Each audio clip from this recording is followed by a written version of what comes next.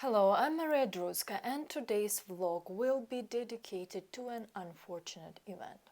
The Khakovka hydroelectric power plant has been blown up. Now I will tell you what is known at the time of the recording this video.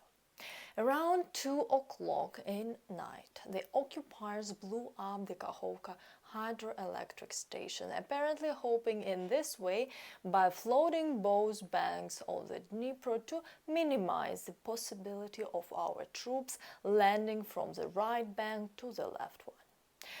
I will put forward hypothesis. According to an unverified information, the Russian possibly wanted to make a controlled demolishing of a small part of the HPP, so that the islands, which are closer to the left bank, would be covered with water first. Frankly, this task is extremely complex, as it required significant engineering research and precise calculations. Yes, the Russians mined the machine hall and carried out the explosion. If the hypothesis mentioned above is true, then they were significantly more explosives that situation required, also taking into account the age of the HPP, which was built in 1958. Now, you can of course express your disbelief and ask for proof why couldn't be done by Ukrainian side. It sounds absurd, but such admirers of the Russian world will definitely be found. In response, I will say that the negatives of such an act far outweighed any possible positives. An environmental disaster on a huge scale with very long-term consequences, a threat to the lives of a large number of people living on both banks of the Dnipro River and residents of the temporarily occupied Crimea. In Crimea, in addition to access to normal drinking water, agriculture will also be destroyed, and the quality of soils, which will then have to be restored for a long time, will deteriorate. One of the main dangers lies in the Zaporizhzhya Nuclear Power Plant. The water from the Khakovka reservoir is necessary for the station to receive cooling for the turbine condenses and safety system of the Zaporizhzhya NPP. Now, the cooling pond of the station is filled. The Ukrainian staff of the Zaporizhzhya NPP are monitoring all indicators. If you have not seen the release video about Zaporizhzhya Nuclear Power Plant that I made the last month and consequences of the possible explosions, now it's time to review it. The link I will leave in the description below this video.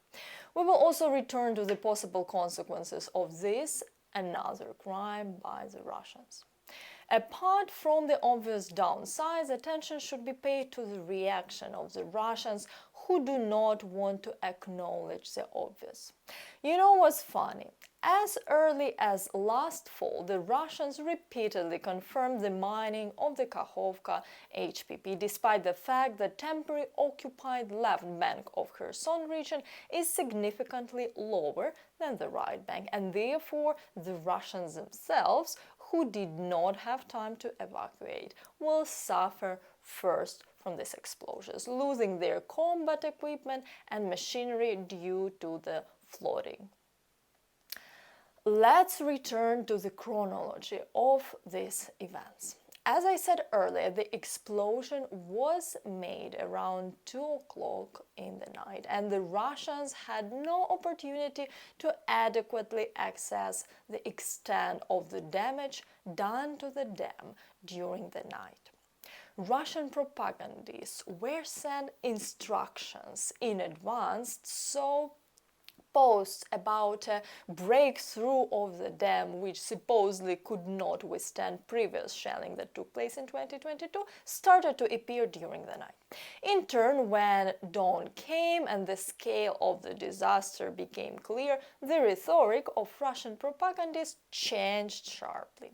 They began to claim that such extensive destruction was caused by attacks from Ukrainian MLRS. And now, for example, remember the photos of hits of the Kherson bridge from the same HIMARS.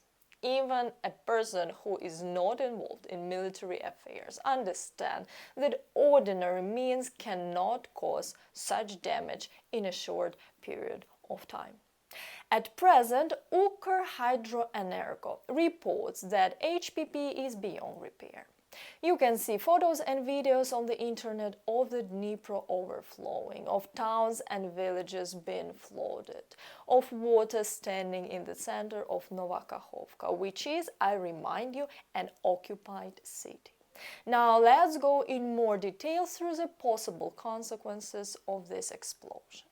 First, we need to understand that it is impossible to model any long-term ecological consequences right now because we do not know how long the situation with the water level will persist. This affects cemeteries that will be first washed away, and then the remains of the bodies will get into the water, the silt that will rise from the bottom of the Dnipro or state of the soil in general. The only thing I will mention right away, in Crimea things will not be easier with water. Second, the situation with Zaporizhzhya Nuclear Power Plant has significantly complicated. The station has its own cooling pond, but since the Russians have repeatedly proved their stupidity, I don't even want to think about possible consequences of overheating the reactor or anything like that. We hope that station's personnel carefully monitor the situation. Third, it is already known that more than 150 tons of oil have fallen into the Dnieper due to the explosion of the HPP. Obviously, this will not have a very good effect on the quality of water as well as on flora and fauna. Fourth, while the war continues and Ukraine does not have access to all its territories, it is not possible to do anything in this situation, but it can already be unequivocally interpreted that this is ecocide and Russia must bear responsibility for its actions. This will be a very long day, so follow my updates on Twitter page, subscribe to this channel, like this video so more people can see this video and learn about the war crimes that Russia commits in Ukraine. I'm leaving all links below this video. Slava Ukraini!